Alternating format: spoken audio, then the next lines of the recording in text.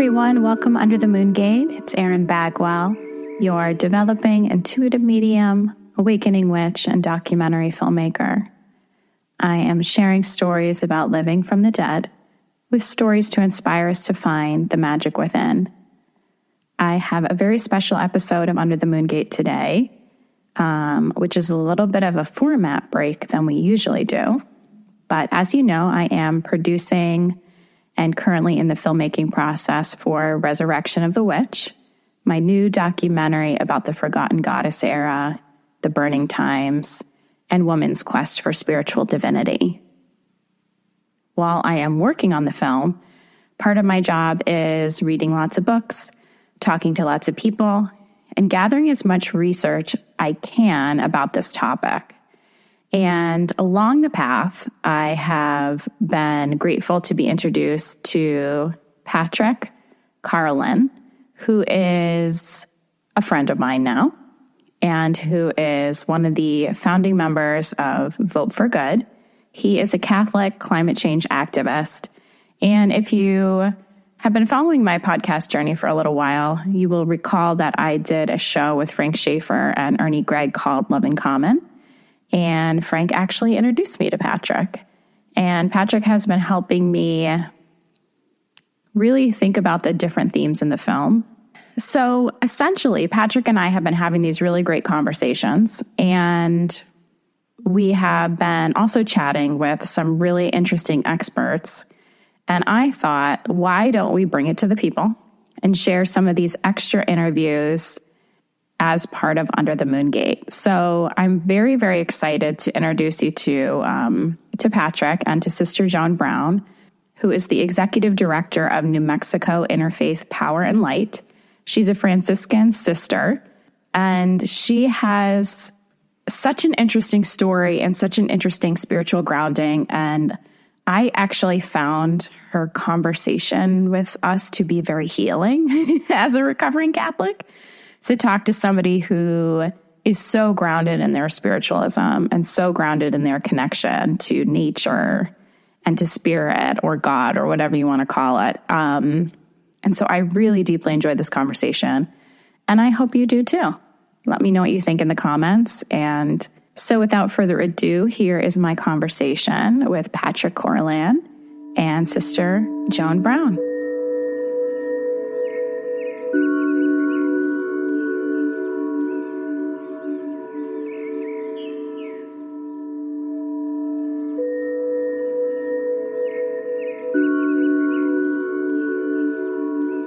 Good morning, Erin. How are you? Good. How are you, Joan? Good. Hey, Joan.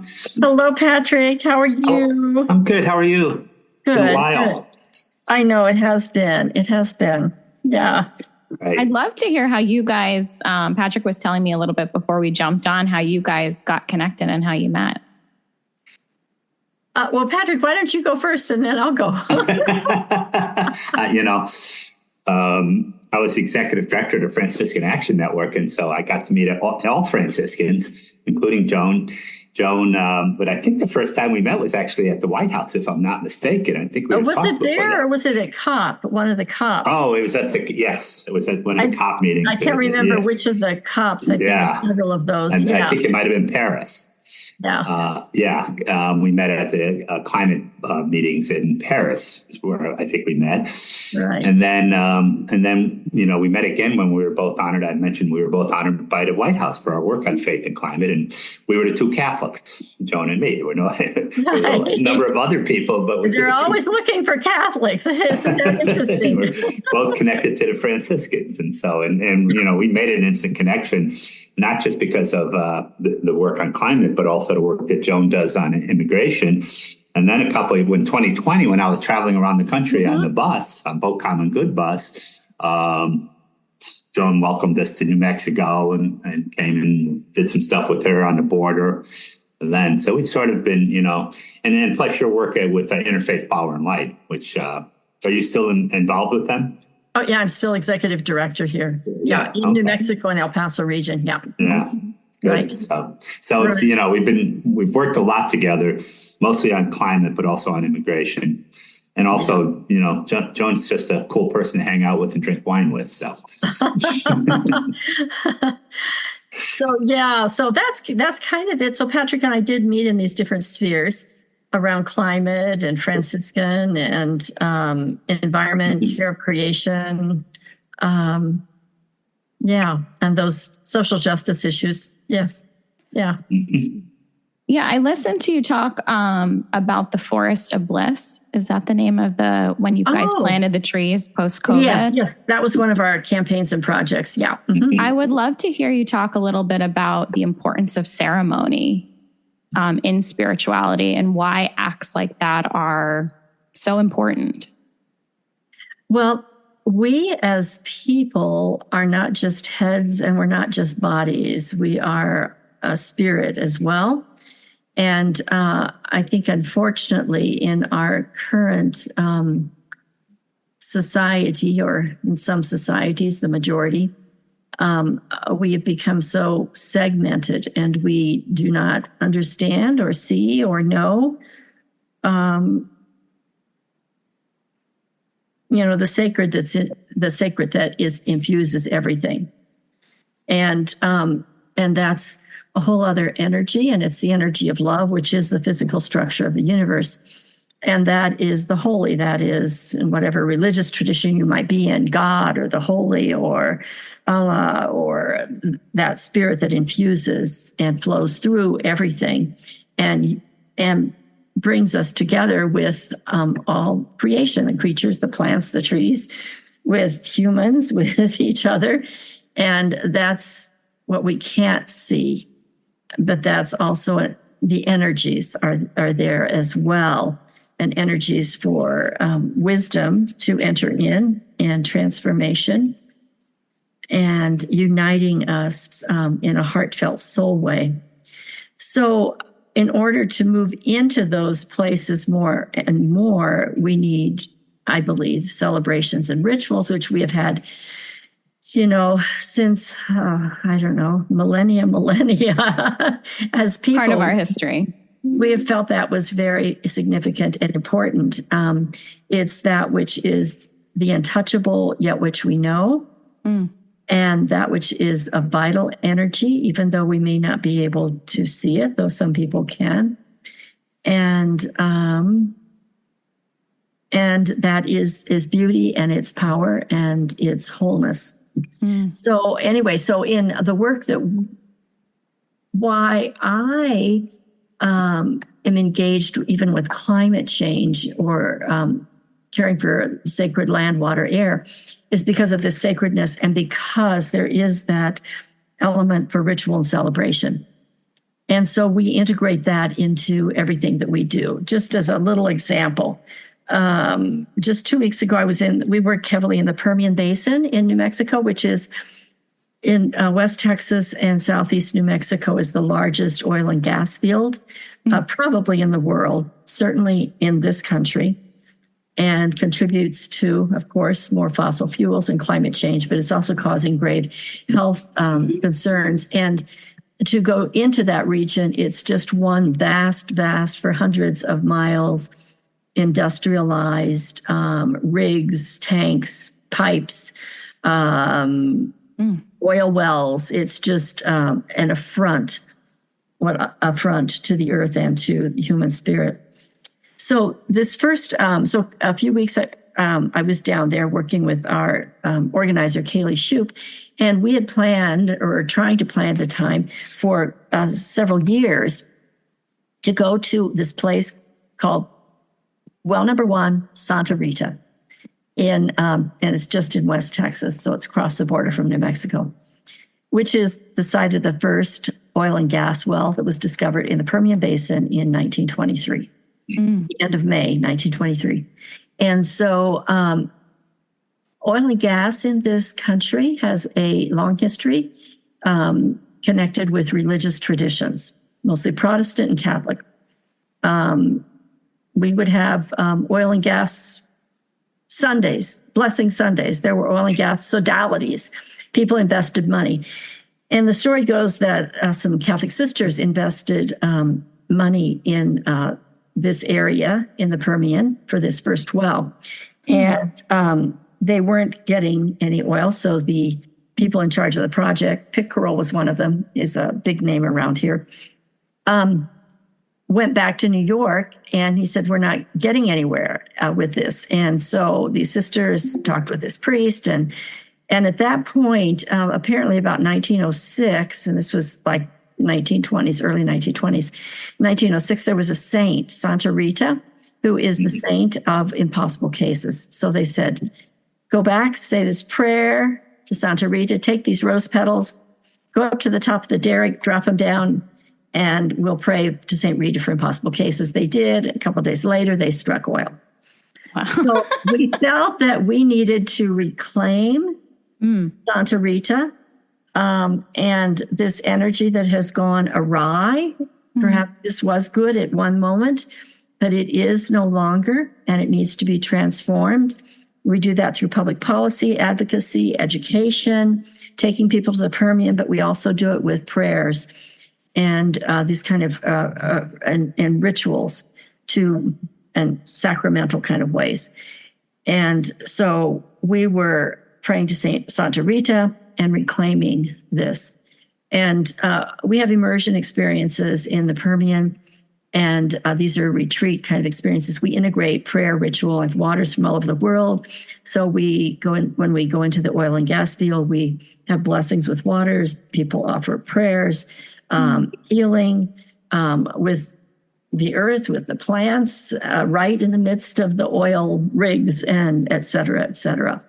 That's amazing. And then related to that, I don't know, there's many instances of kind of rituals, et cetera, for healing historical trauma and trying to shift the energy of love and goodness, which is of God, to different ways than we are currently on path of as humans in the human family. Can I ask a dumb question? So I was raised Catholic, but I feel like the things you are saying feel radical in relation to like more traditional or conservative views of Catholicism. Are you like, how do you fit into the narrative of like, do people listen to you and think like, you're the greatest woman that's ever existed? Or like, how do you fit into the mold of traditional Catholicism? I don't know that they would think either of those things, actually. But actually, this is within the Catholic tradition, these sacramentals. And I grew up in rural Kansas and on this farm when these kind of practices, somewhat different but similar, were still in place. Like we would have all kinds of processions. And we'd have processions with to bless the fields with water. We'd have processions through the streets of our little town for, May Day, and dropping flower petals along the way, asking for prayers and blessings for the communities. We would walk every All Souls, All Saints Day. The whole community would walk over a mile in the cold winds of Kansas, clear to the cemetery, praying as we went, remembering those ancestors who had passed and praying for their, not just their souls, but to remind us of their lives and their being with us still and their wisdom also. And then we'd have prayers at the cemetery. My family still on Memorial Day goes to the cemetery and visits everybody there and places flowers of all the different relatives and meets the community there. It's a small community of people. At Christmas time, we would have candle lighting. The church was just dark and it'd be candles and we would process around and there'd be incense. So these are all physical kind of things that help us be in touch, I think, with that spirit place. And I think maybe know that which is not seen somehow in a visceral way, which we humans need. And that's really important. And that's what we're doing. I mean, the saints, goodness, we have all of these saints that did all these things, Francis and Claire, Hildegard of Bingham. Santa Rita herself. There's a reason she did impossible cases. She did different spiritual practices, and roses are associated with her. We have Our Lady of Guadalupe here in our region that we celebrate, and that's very physical. So I think it's very unfortunate in ways that the Catholic Church, that people just interpret the Catholic Church as Mass on Sunday and, very confined kind of sacramental uses like of how we bless with water, and it's only in the church. Mm-hmm. So I think it behooves us to expand, our understanding into the world, which is maybe why Francis and Clare are so inspirational people, popular, because Francis said the whole world is my cathedral. And Claire had her garden out there and, in the enclosure, and wildness in the enclosure. And she said, don't plant it all in vegetables. There has to be wildness. So there's all these connections that we've somehow lost in part because of our culture, I think. And I think part of it is, from my perspective, and Joan, you and I come from the same spirituality for the most part, but the whole traditional Catholic, like you said, going to Mass on Sunday. We used to do in D.C., you may have even participated in them a couple times when you're here. On Good Friday, we would have a walking station to the cross in D.C., and we would go to different sites like the Chase building and Chase headquarters and the Capitol and do, one of the stations and then walk over to another one. It was very, very ritual, and we would pray the prayers at the station to the cross, but it was in front of all these buildings, which are, helping to destroy our environment. And I get hate letters from people saying I was desecrating the station to the cross, and this is an honored ritual, and how dare I use this for political purposes. It's like, seriously? So I think the more we highlight and raise up the rituals, and as you know this, both you and I know this, a lot of times with activists, they try to shy away from those rituals. They don't want to do the ritual part of the activism. They just want to go and protest and things like that, which is extremely important. But we have to have ritual with it as well. Right. And I think that sometimes people feel as people are going to feel uncomfortable with this, they won't want to do this. I'm finding that young people are more and more receptive to this. And just to your point, Patrick, about Good Friday, I was reflecting yesterday, it was the anniversary of Hiroshima. And when I was living in Colorado Springs, for a number of years, every Hiroshima, Nagasaki time, some of us would go to this particular building. Colorado Springs has a lot of military. It's like an epicenter of military, of all the branches, and NORAD and Space Wars, et cetera. And we would go to this one building, and we would pray outside of this military headquarters all day and fast. And we'd be sitting there, and people would look at us as they walked in and out from work, et cetera, but they didn't scoff at it. And then I remember one year I spent so much time singing this Latin chant, Parce Domine, which is really about forgive us, God, your people, for we have done wrong, basically, asking for forgiveness. And so I call it just being our faith, or being, people of faith, of spirituality, of whatever the religious expression is, just in the world, because that's where we are, and that's where this needs to be. Going back to the young people, so this is was that last night? No, the night before, Monday night, we had an event with water here. And because we have some water hearings here regarding produced and reused water this week, and also for water planning in the state. And we wanted to have this educational gathering. We had it at the Mennonite Church, but it was open to anybody. And it has some secular partners part of it. And one of the young women helping organize it was from Amigos Bravos. And I said, well, I think I'd like to. And so one of the gentlemen was saying, well, we need to start with having people say, what are their concerns about water and the crisis, et cetera. And I said, well, actually, I was thinking we'd have a little water ritual first and have all these waters from everywhere. And we'll have some to remind us that we are all water, and a chant and a prayer. Well, then somebody from the Asaki Association called me that afternoon and said, "Oh, could I come and offer a little water prayer and some water to start this meeting because I'm going to be there?" I said, "Oh, that's perfect. That's what we're going to do anyway."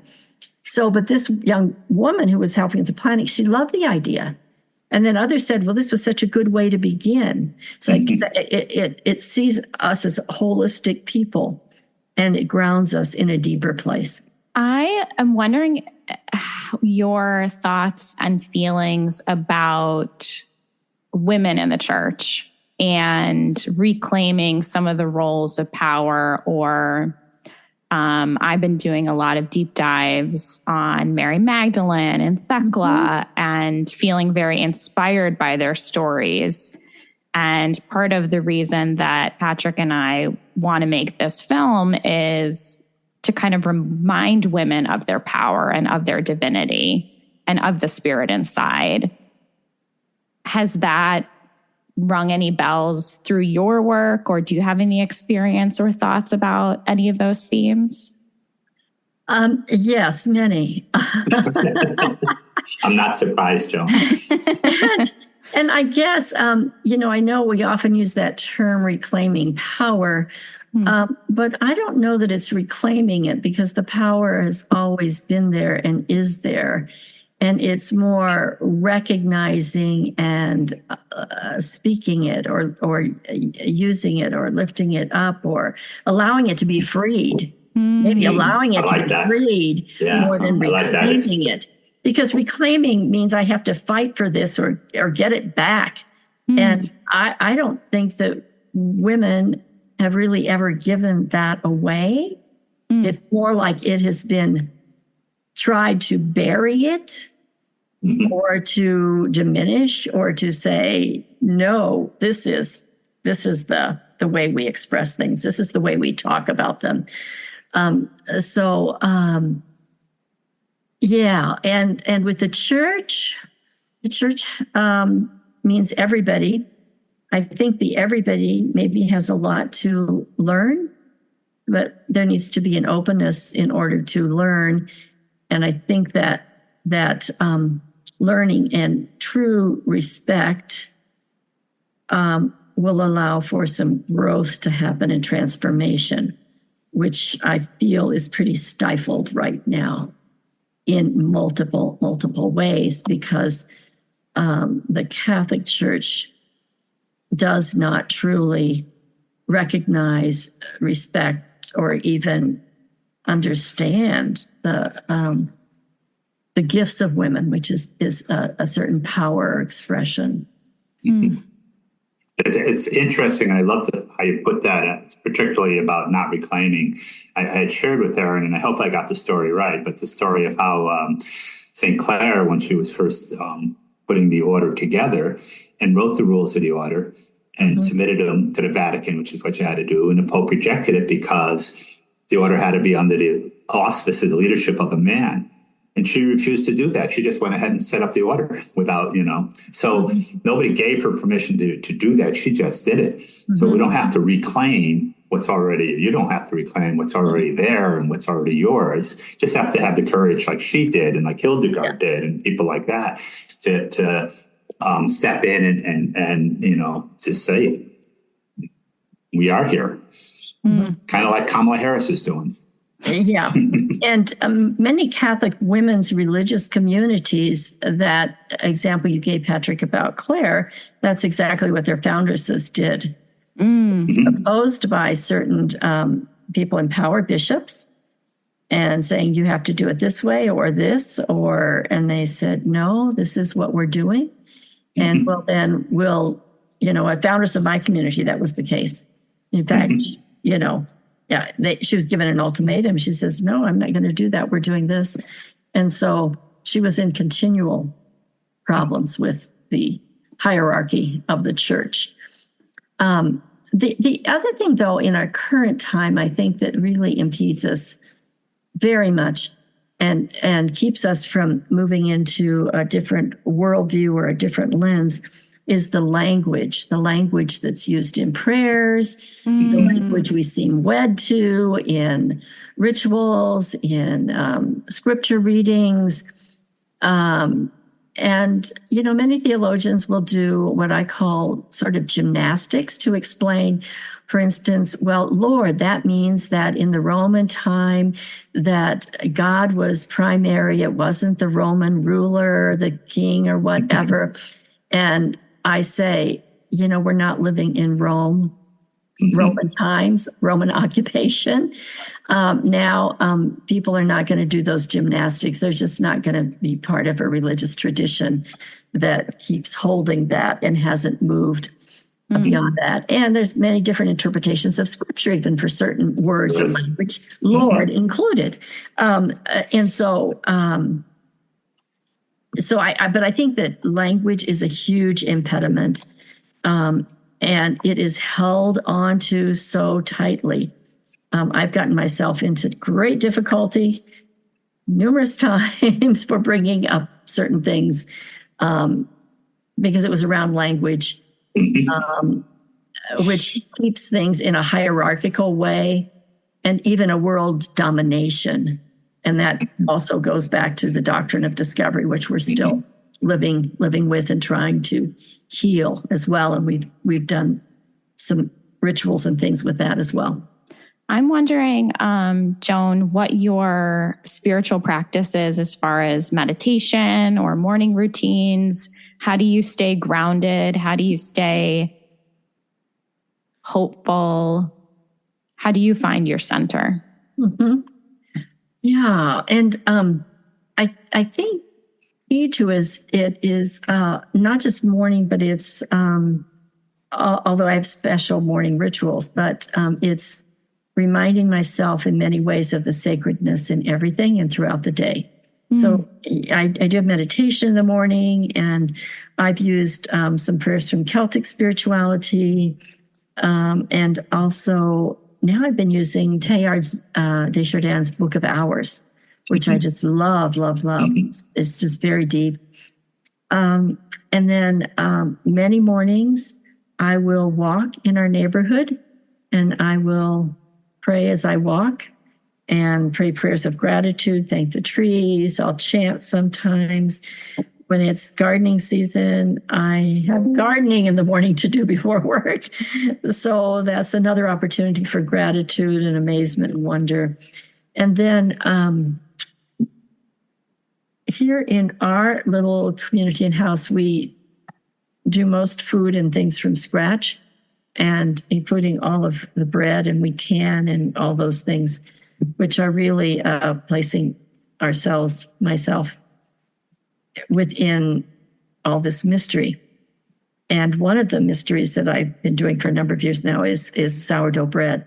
All of these wild yeasts that are in the air that create this bread that I call grace.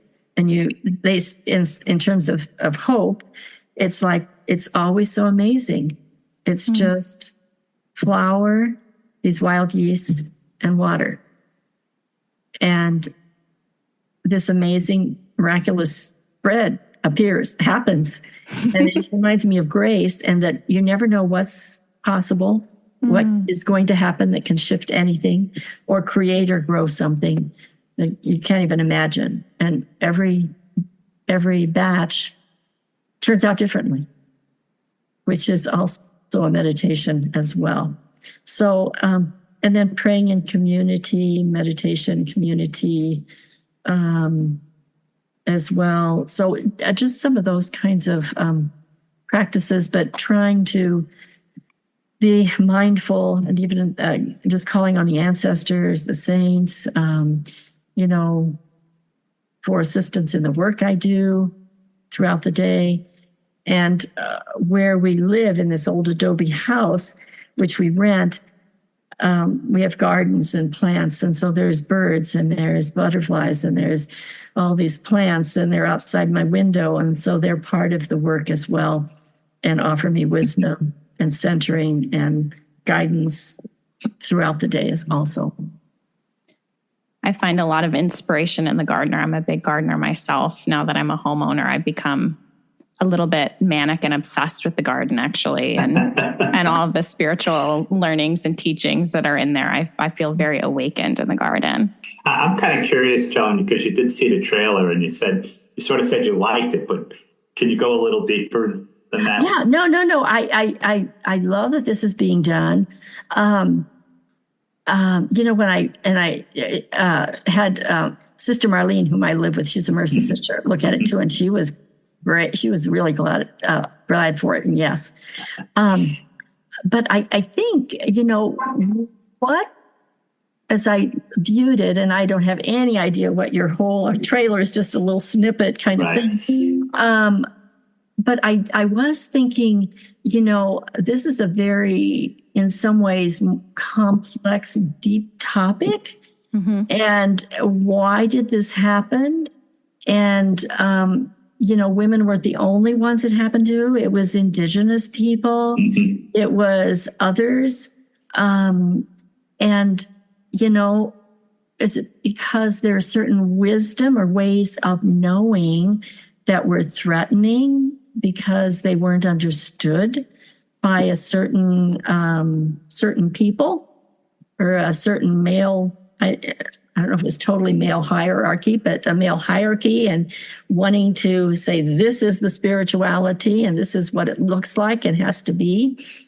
So I think it's there's complex, maybe web of reasons this happened. And even though it happened, burning something creates ash, but the ash doesn't go away. It nurtures, the next stage of life or the wisdom. Mm. And also to pursue this in other cultures, I was thinking, maybe because of where I live, but curanderas and the Spanish and Sorwana. I mean, there's other different representations or people, women who maybe weren't burned, but it was threatened that they would be, but they were certainly imprisoned or, more than reprimanded, silenced. So just to say it'd be wonderful to kind of really go to those very many different threads or webs within these. Yeah, I read an article recently, and we are exploring lots of different cultures and looking at different. And one of the cultures because I've been to Iceland recently, and a wonderful country, but I got sort of interested in the Vikings a little bit, and I started reading, and somebody wrote an article about how the Viking culture changed in regards to women with Christianity. Mm-hmm. So that before Christianity, there was much more equal, equality. Women could own their own farms. They could, if they didn't like their husband, they could kick him out, and things like that. And then once Christianity came in, the whole role of women changed to being a subservient role, not an equal role. And probably would find that in a lot of different cultures. I'm going to look at the Celtic culture a little bit and see if we'd see the same thing there. And just sort of. Well, and in some of our indigenous cultures here, even, and it's the influence of, Catholicism or Christianity on the government here in this country, even. So with the Navajo people, there was a treaty in I can't remember the date, 1868 or something and trying to negotiate. And the women to that point were leaders in the community, and they had to be part of everything. The government said, no, they can't. And so they weren't. And so that caused a shift as well. Mm-hmm. But there's many numerous, like what you're saying, there's many numerous incidences of those things happening. Yeah. And a question I have, and I don't know if you know the answer to this or just your thoughts on it, though, in 591, Pope Gregory the Great issued that declaration that basically said Mary Magdalene was a prostitute. I mean, this is 500 years after Mary Magdalene died. Mm-hmm. What was going on at that point in time that sort of forced him or urged him to do that about Mary Magdalene? Do you know? I offhand, I don't. I would say something about power. Well, yeah. And loss of that, or Yeah. No, I'd have to, because I don't know. Yeah, I may check with somebody like a Kyle Hayden up in Bonaventure, because he sort of might know that kind of stuff. He's more, but there are a number of people have written books on Mary Magdalene and different takes on her, and some women as well. And we've read a number of those, both of us, and sort of. And there is a Mary Magdalene film. You probably saw it. Mm-hmm. Which I just love that. Some of the things that it explores about Mary Magdalene and her as a healer, and that whole spiritual sense of who she was. Yes. Yes, I have one more question for you. We are asking everyone that we speak to answer the following sentence. You might be a witch if. You might be a witch if you... live in the world and you're eating food and drinking water, and you're gardening, and you're listening to the wind around you, and you're watching the weather, and you're praying, and you're with a community of people who celebrate eating and drinking together and doing prayers together and celebrating. I mean, all of those things. It's a great answer. I love it. Amazing. Yeah. Thank you. And it's kind of funny. I recently, we have a women's wilderness camping retreat every year, which is just really wonderful. Anyway, so we invited this, and it's some people have done it for many, many years, because we've done this for many years. Some who are new. And one of the women who made it, she is Catholic, said, "Oh, I just love this." And she said, actually, and she's Irish. She says, actually at heart, I'm a Druid. Yeah. So it's like, we all are feeling and thinking these things. Yes. And know them, everyone. Mm-hmm. And if we can just allow ourselves to be in touch with our being part of the earth. I am so grateful for your time and for sharing your stories with us. This has been such a remarkable conversation, and I feel like I have learned so much. And I'd love to know where people can find you or how they can support the work you're doing. How can we get you to the people? Oh, great. Well, we do have a website for New Mexico and El Paso Interfaith Power and Light. If you just Google New Mexico Interfaith Power and Light, you'll find our website. And we always welcome donations. Because I work with a little team of people, and we do a lot. We really do a lot with that. So that would be, the best way to, find. And the email, if somebody just went there and sent an email, it could get to me, so that would be great. Okay, well, thanks so much. Thank you. A really good rest of the day. Yeah, thank you, Joan. Okay, blessings. Thank you. Thanks, bye-bye.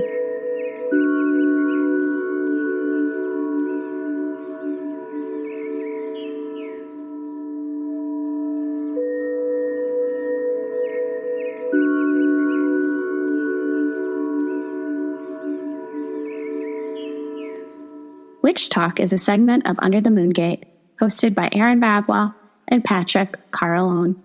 To support our new documentary, The Resurrection of the Witch, about the forgotten goddess era, the burning times, and woman's quest for spiritual divinity, please consider becoming a paid Substack subscriber. And pass the magic along. Rate, review, subscribe, and share this episode with a friend. Thanks so much for all your support.